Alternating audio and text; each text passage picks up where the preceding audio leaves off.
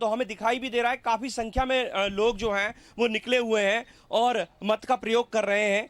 यहाँ पर कांग्रेस के जो प्रत्याशी हैं नितेंद्र सिंह, उन्होंने भी अपने मत का प्रयोग किया है। लेकिन खास तस्वीरें आपको दिखाऊंगा ये पोलिंग बूथ की है, किस तरह से लोग जागरूक हैं और अपने मत का प्रयोग करने के लिए निकले हैं। तो यानी कि जनता भी चाहती है कि अपने मत का प्रयोग करके एक निर्णय दें, और क्या निर्णय होगा वो तो 2 तारीख को पता चलेगा। लेकिन जो प्रत्याशी हैं उनसे बात करने की कोशिश करते हैं और जो भीड़ देख रहे हैं उससे वो क्या अंदाजा लगाते हैं। नितिन जी, आपने भी मत का प्रयोग किया, जिस तरह की भीड़ दिखाई दे रही है उससे क्या अंदाजा लगाया जाए?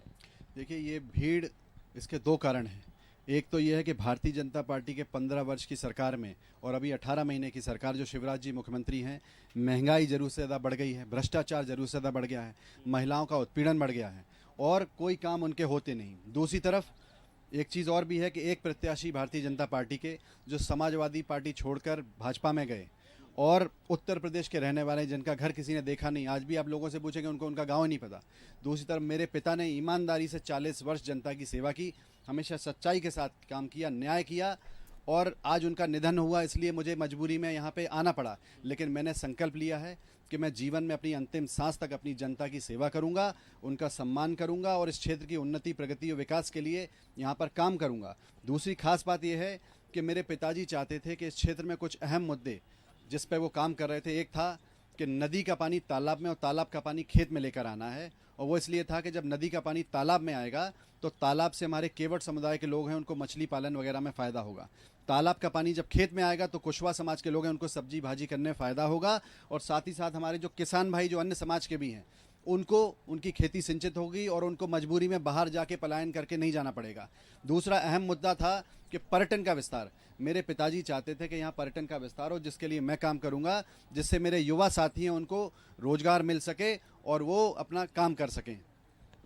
किलेबंदी तो बीजेपी ने बड़ी स्ट्रॉन्ग की है और चौतरफा आपका घेराव करने की कोशिश की है। ये जो इलेक्शन है काफी अहम माना जा रहा है बीजेपी, क्योंकि ये पारंपरिक रूप से कांग्रेस की सीट रही है। आपके पिता ने जो मैजिक यहाँ पर जनता पर किया था उसे कायम रखना भी आपके लिए चैलेंजिंग है।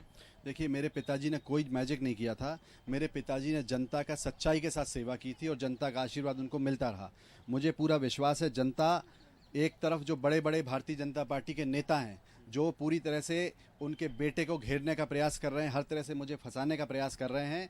आपने देखा कि प्रशासन भी एक पक्षी कार्रवाई मेरे ऊपर, अभी 188 की धारा लगा दी गई, जबकि मैंने ऐसा कुछ किया नहीं। वहीं भारतीय जनता पार्टी के प्रत्याशी ने डीजे के साथ भीड़ लेके निकले और एक एम्बुलेंस फंसी रही आधे घंटे जिसमें मरीज इमरजेंसी में था, उस पर प्रशासन ने कोई कार्रवाई नहीं की, जबकि मेरे ऊपर कार्रवाई की। जनता सब देख रही है, समझ रही है, वो जागरूक है और जनता सच्चाई का साथ देगी, न्याय का साथ देगी। और मुझे पूरा विश्वास है कि बड़े बड़े नेता भारतीय जनता पार्टी के एक तरफ होंगे, लेकिन जनता अपने बेटे को आशीर्वाद देगी, जिसके ऊपर रामराजा सरकार का भी आशीर्वाद है, भले ही भारतीय जनता पार्टी के ऊपर सरकार का आशीर्वाद रहा।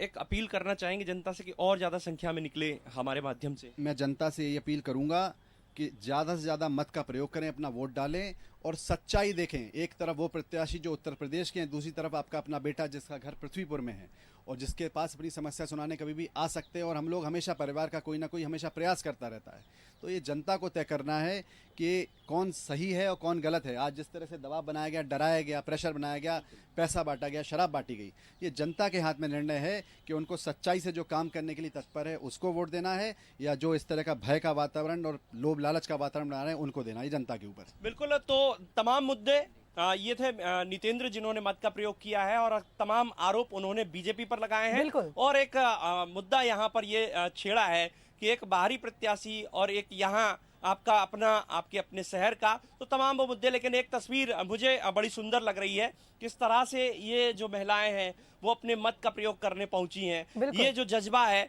ये बताता है कि लोकतंत्र का जो पर्व है काफी अहम है और इसमें जो शामिल होता है वो वाकई एक देश का जिम्मेदार नागरिक है।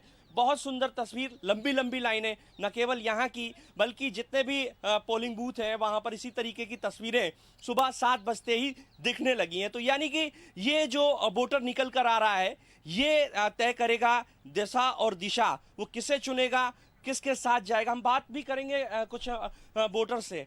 माता जी, माता जी इंतजार कर रही हो वोट डालने का? हाँ। कितने बजे की लगी हो लाइन में? 7 बजे की। अच्छा, कहाँ तक पढ़ी हो?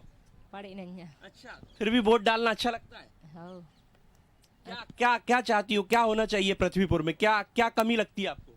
अच्छा होना चाहिए, क्या होना चाहिए? मतलब अच्छा लग रहा है? हो सब महंगाई तो बढ़ जाए, गरीब आदमी को का मिल रहा हो महंगाई तो है। अम्मा आप बताइए। ये तो कहीं गरीबन को काम मिला, कछु नहीं मिल रहा।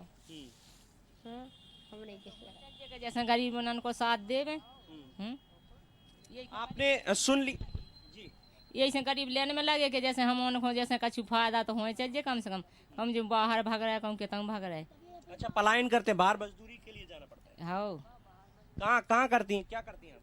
अब मजदूरी खा जाती है नहीं थे, कहाँ जाती हैं? कहूँ दिल्ली चले जाते, कहूँ ना चले जाते। हाँ, और जो हाथ लूला है भाई साहब तो भी जाता है भाई साहब। देखिए आपने सुना, ये पीड़ा जनता की है और जनता ये कह रही है कि यहाँ पर एक तो रोजगार नहीं है, मजदूरी करने के लिए बाहर पलायन करना पड़ता है। ये पीड़ा बुंदेलखंड की है, न केवल पृथ्वीपुर की बल्कि बुंदेलखंड के जितने भी जिले हैं वहाँ पे इसी प्रकार से जो तबका है एक, वो अपना जो आजीविका है वो या तो बाहर अन्य राज्यों में, चाहे वो दिल्ली हो, उत्तर प्रदेश हो और महाराष्ट्र हो, वहां जाकर ये लोग बेचारे मजदूरी करते हैं। बिल्कुल और ये प्रहलाद, आप तस्वीरें देख रही हैं, ये वही तबका है जो बहुत ज्यादा शिक्षित नहीं है लेकिन अपने अधिकार को जानता है और समझता है, इसलिए वोट करने पहुंचा है।